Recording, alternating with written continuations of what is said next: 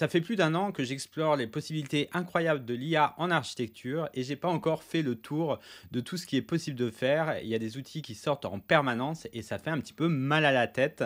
On a du mal finalement à avoir les idées claires et du coup la conséquence c'est souvent les architectes ne commencent pas vraiment avec l'IA, ils attendent de voir pour avoir une vision plus claire.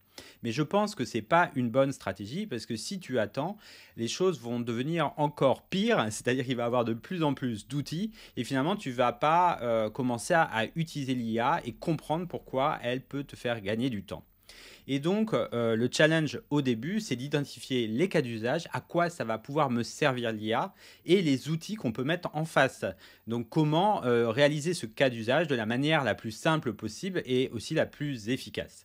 Donc, pour faire ça, moi, j'ai évidemment besoin de le savoir aussi pour les formations en ligne que je propose aux architectes, mais également les formations en session. Et donc, du coup, j'ai besoin de créer une base de connaissances des cas d'usage et de l'associer aux outils qui correspondent. Et donc, dans cette vidéo, je vais te montrer un petit peu cette base de cas d'usage et je vais te donner également le lien pour y accéder. Donc, n'hésite pas. Pour moi, c'est intéressant d'avoir tes retours sur ces cas d'usage. Est-ce que tu les trouves intéressants? Est-ce qu'il y en a que j'ai oubliés? Et que ça te serve également pour ta propre veille sur l'IA. Si tu ne me connais pas, moi, c'est Sébastien. Je suis architecte et ça fait plus d'un an que j'explore les possibilités de l'IA en architecture. Donc, abonne-toi à cette chaîne pour recevoir des vidéos comme celle-ci. Tu seras notifié quand il y aura une nouvelle vidéo. Et n'hésite pas donc à consulter mes ressources que je laisse souvent dans la description des vidéos. Donc, sans perdre plus de temps, passons à la démo de ma base de données de cas d'usage de l'IA en architecture. Mon partage de cas d'usage, donc si tu ne connais pas un petit peu cette présentation, en fait, ça vient d'un outil qui s'appelle Airtable, que je recommande, qui permet de faire des bases de données comme ça. Donc, tu peux t'en servir pour faire des bases de données de prompt, des bases de données d'outils, mais également pour faire des automatisations. Donc, j'en parle notamment dans mes formations et une formation notamment liée à l'automatisation. Ce tableau, en fait, c'est une base de données, c'est-à-dire que, il y a des champs qui sont reliés entre eux. J'ai différentes tables, donc là, je te partage une seule des tables qui est la table correspondant au cas d'usage. Mais, derrière, il y a d'autres tables que je partagerai sans doute d'une manière ou d'une autre. Donc abonne-toi et inscris-toi à cette ressource pour être tenu au courant. Mais l'idée dans une base de données, c'est qu'on met en relation, les données dans différentes tables qui sont séparées l'une de l'autre et ça permet d'être plus efficace pour gérer une grande quantité de données, mais également de changer la présentation. Donc là, la présentation, c'est une présentation en groupe, mais je peux le présenter d'une autre manière si j'ai besoin. Donc ça, c'était un petit peu sur le packaging, sur comment je présente ces données, parce que peut-être c'est des questions que tu as. Et après, dans les champs que j'ai mis là à l'affichage, en fait, moi, j'ai trouvé que c'était intéressant de regrouper les cas d'usage par grande phase du projet d'architecture. Parce qu'effectivement, c'est en général comme ça qu'on raisonne. On a besoin, on se dit, bah voilà, moi je suis en phase esquisse du projet. À quel moment, ce moment de l'esquisse, en quoi je peux utiliser l'IA et quels outils je vais pouvoir utiliser. Donc, si tu as besoin de connaître cette information, donc là, tu as une catégorie qui s'appelle esquisse et concours. Donc bon, c'est pareil, les catégories, c'est un petit peu difficile à les définir de manière dans l'absolu, mais j'espère qu'elles te parleront. Donc là, par exemple, les cas d'usage que tu as, c'est trouver des idées architecturales, c'est-à-dire que tu peux trouver des idées en parlant avec ChatGPT, un petit peu en mode brainstorming. Tu peux également générer des images, soit d'après un prompt, pour avoir des idées de choses, de projets un petit peu utopiques ou d'idées que tu as et tu voudrais savoir qu'est-ce que ça donnerait ensemble, ou soit d'après un croquis. Si tu aimes bien faire des croquis à la main, bah, du coup, l'IA te permet de passer de ton croquis à la main et d'avoir directement une vue réaliste que tu peux éventuellement montrer à ton client pour avoir un retour ou montrer aux autres personnes de l'équipe. Donc ça, c'était juste l'une des catégories donc où j'ai 4 cas d'usage concernant les esquisses et les concours. Mais tu peux également utiliser l'IA pour, bien d'autres choses, donc notamment pour la modélisation 3D. Donc j'ai fait une vidéo cette semaine, je ne sais pas si tu l'as vu sur la chaîne, mais où je teste une manière de créer de la 3D d'après un prompt. C'est-à-dire qu'on connecte une IA de type ChatGPT, mais l'IA en question, c'était Claude, qui est un peu un concurrent de ChatGPT, très puissant d'ailleurs. Et en l'occurrence, l'idée, c'était de dire, bah voilà, est-ce que moi je connais pas Blender? Blender, c'est un logiciel de modélisation 3D open source, gratuit, vraiment très puissant. Je connais pas Blender et je veux modéliser une maison. Donc en fait, passer de la demande, je veux une maison, de 2 étages et cetera, avec une piscine sur le toit, c'est comme ça que je finis. Du coup, en fait, le l'IA fait la le traducteur et va lancer des commandes dans Blender en automatique pour générer les formes qui vont bien. Donc c'est toujours pareil, on n'a pas exactement le résultat qu'on veut. L'IA ne connaît pas exactement non plus, la notion d'espace, de colonne, tout ça, c'est pas si précis pour elle que d'autres concepts. Mais c'est un début et ça permet aussi de voir, c'est quoi l'IA générative, intégrée, idéalement à tous nos logiciels de dessin, à Revit, à Archicad, à Blender. Bah, qu'est-ce que ça donnerait et en quoi ça peut être utile? Donc ça, c'est la partie modélisation. Je fais une petite pause dans cette vidéo pour te parler plus en détail de mes formations en ligne pour apprendre tous ces concepts et démarrer vraiment avec l'IA. Donc si tu veux apprendre à utiliser ces nouveaux outils IA pour gagner du temps au quotidien dans ton agence, je propose une formation complète à l'IA. Il y a à peu près 15 heures de vidéos directement en ligne, donc que tu peux suivre pas à pas quand tu as le temps et appliquer directement dans ton agence les cas d'usage, les techniques que je t'apprends pour mieux utiliser l'IA. Donc c'est une formation qui est segmentée en 3 parties. La partie assistant IA, la partie image avec l'IA dont on va parler dans cette vidéo et la partie génération de plans avec l'IA. Si tu veux te former à l'IA pour l'architecture pour gagner du temps, va voir mon lien en description, tu verras le programme complet de la formation. Si tu as envie de te former avec moi via mes formations en ligne, je fais une promotion spéciale jusqu'au 1er avril donc 2025, où la formation est moins chère, mais également je te permets de payer en 3 fois. Donc c'est exceptionnel, profites-en. Évidemment, bah, l'IA ne sert pas que au projet d'architecture, elle sert aussi à faire la gestion de projet, à faire des présentations. Donc je ne sais pas si ça t'est arrivé, d'avoir à faire des slides qui sont, toujours du même type, par exemple, des études urbaines, ou, de projet en projet, finalement, tu as la même présentation, mais tu te retrouves à faire du copier-coller. S'il y a quelque chose qui n'allait pas sur la slide du projet précédent, bah, tu dois le remodifier sur la slide du projet suivant, et cetera et tu t'en sors pas avec cette collection de slides hétérogènes. Bah, il y a une manière plus efficace de faire les choses. Donc là, je l'explique d'ailleurs dans une autre vidéo. Si ça t'intéresse, demande-moi en commentaire et je te donne le lien. C'est de séparer en fait la présentation des données. Donc tu aurais tes données dans un tableau, après il y a la présentation, dans un outil de gestionnaire de slides et l'IA mais aussi l'automatisation fait le lien. Donc là sur ces cas d'usage, je distingue pas volontairement l'IA et l'automatisation, mais c'est quelque chose que tu dois avoir en tête. En gros, pour résumer, l'automatisation, c'est une plateforme d'automatisation du type MEC, donc que j'enseigne dans mes formations.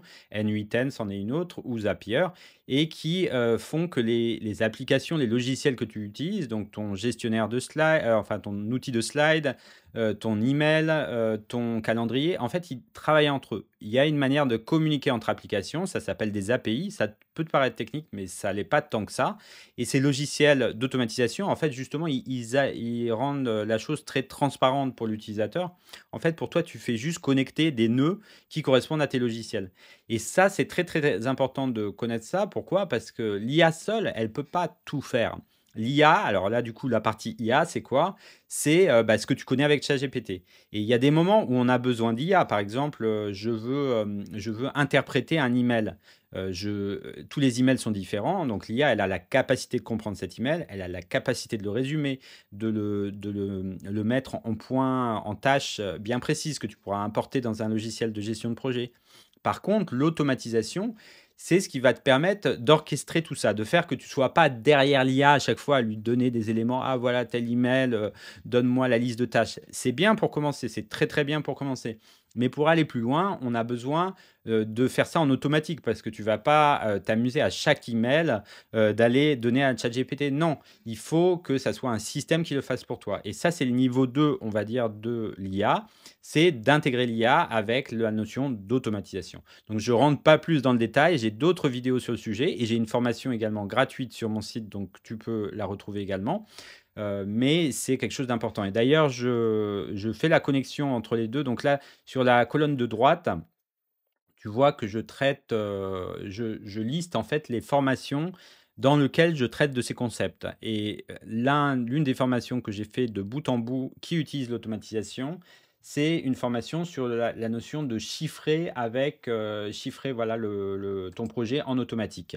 L'idée, c'est, de t'aider à extraire les informations de tous les devis des constructeurs que tu reçois pour te créer en automatique, une base de données de prix. Donc la base de données est hébergée par Airtable, donc l'outil que je suis en train d'utiliser là. L'automatisation, c'est-à-dire le fait que les prix sont importés en automatique, bah, ça, c'est la plateforme d'automatisation. J'ai utilisé Make pour cela. Et après, l'IA, elle va avoir pour rôle d'extraire les informations des devis, de faire que quand dans un devis, on parle de cloison en plâtre et dans un autre, on parle de cloison BA13, bah, finalement, la catégorie qui est dans les deux cas impliquée, bah, c'est cloison, cloison légère ou cloison en plâtre. Je ne sais pas exactement comment tu nommeras les choses, mais c'est de créer cette sorte de logique floue où on part d'une nomination qui à chaque fois est un petit peu différente pour aller le faire rejoindre vers des catégories qui sont standards dans ton entreprise. Voilà, donc je pourrais continuer à parler comme ça assez longtemps, mais je pense que c'est déjà une première présentation de cette base de cas d'usage. Donc c'est quoi la suite en fait? Une fois qu'on a ces cas d'usage, donc déjà, je te décris un petit peu mes colonnes. En gros, mes colonnes, c'est je pars du problème. Je dis, bah, quand tu veux utiliser l'IA, tu l'utilises pas juste pour t'amuser, juste parce que ça fait fun et tu peux le dire sur LinkedIn. Non, tu l'utilises parce que tu as un problème. Parce que ta manière actuelle n'est pas forcément la plus efficace. Alors peut-être tu t'en rends pas compte parce que il y a peut-être pas de manière alternative. Donc du coup, pour toi, c'est normal que tu dois faire ça. Mais justement, si je liste le cas d'usage dans cette base, ça veut dire qu'il y a une meilleure manière de faire que tu dois apprendre pour éviter de perdre du temps. Là, c'est pas tellement pour gagner du temps, mais c'est pour éviter de perdre du temps. C'est quand même dommage que, par exemple, en rentrant d'une réunion, tu passes 2 heures à faire un compte-rendu. À l'heure de l'IA, c'est dommage. Il faut commencer à utiliser l'IA pour ça, que ça soit des outils dédiés comme Otter par exemple, ou que ça soit la création d'un GPT dans ChatGPT par exemple pour le faire, ou bien une automatisation que tu vas faire toi-même et qui va te permettre de customiser vraiment beaucoup ton compte rendu de réunion, pardon. Il y a beaucoup de manières de faire, mais en tout cas, il faut t'y mettre. Et donc, une fois que tu as listé les cas d'usage, alors ça, c'est les cas d'usage que moi j'ai identifiés, mais je t'encourage à faire le travail de ton côté, de lister les cas d'usage dans ton agence, ceux en priorité pour lesquels bah, tu as l'impression de perdre du temps, que les personnes ne sont pas motivées à travailler dessus.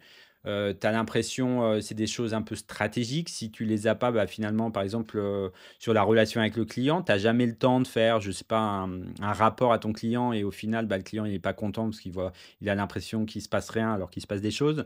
Voilà, ça peut être des choses comme ça, du stratégique, des choses qui font perdre du temps, des choses qui motivent personne. Tu les listes de manière un petit peu informelle, tu demandes à toutes les personnes de l'agence de faire la même chose et après vous rassemblez tout ça, vous faites une petite réunion, vous essayez de hiérarchiser, de dire bah ça c'est le plus important et après ça te fait une liste de cas d'usage éventuellement que tu peux donner avec l'IA. Après à toi de faire la relation entre ma liste, les autres listes que tu peux voir d'autre part, les autres vidéos YouTube que tu peux voir d'autre part, etc., etc. Ça c'est la première étape. La deuxième étape, une fois que tu as identifié un cas qui t'intéresse, c'est de savoir comment je le fais. Et là, il y a différentes approches. Soit il y a un outil tout fait qui existe, soit c'est un outil généraliste, donc ce qu'on appelle un chatbot IA ou un large language model en anglais, comme ChatGPT, et dans ce cas-là, très bien.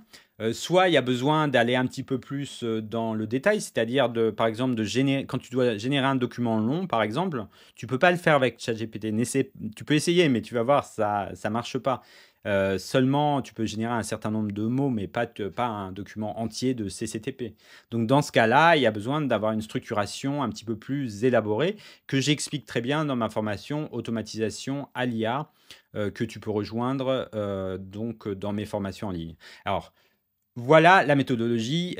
Si tu as des questions, bah, n'hésite pas à laisser un commentaire. Et si tu veux être accompagné pour passer à l'IA, il y a plusieurs solutions. Moi, je propose des formations en ligne. Donc, ce n'est pas des formations en ligne où tu es tout seul de ton côté, mais c'est des formations où tu peux me poser des questions. Éventuellement, tu peux poser des questions à d'autres personnes qui sont plus avancées.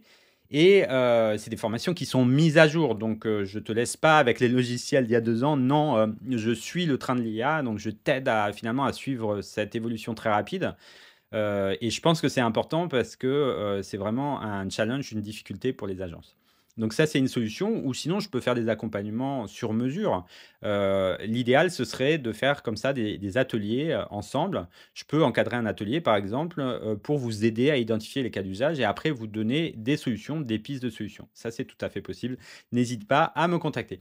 Voilà, donc si tu es intéressé par, cette liste de cas d'usage, je laisse le lien en description et si tu es intéressé par, si tu aimes bien ce type, de vidéo, que je fais assez rapidement, mais où je parle un peu de ma méthodologie, des informations, que j'ai, comment je les collecte, comment je fais ma veille, bah, n'hésite pas également à mettre déjà un pouce sur cette vidéo pour dire à YouTube que tu l'aimes bien et un commentaire pour échanger. Comme ça fait un peu une discussion autour de la vidéo. Voilà, à bientôt et bonne journée. Bye bye.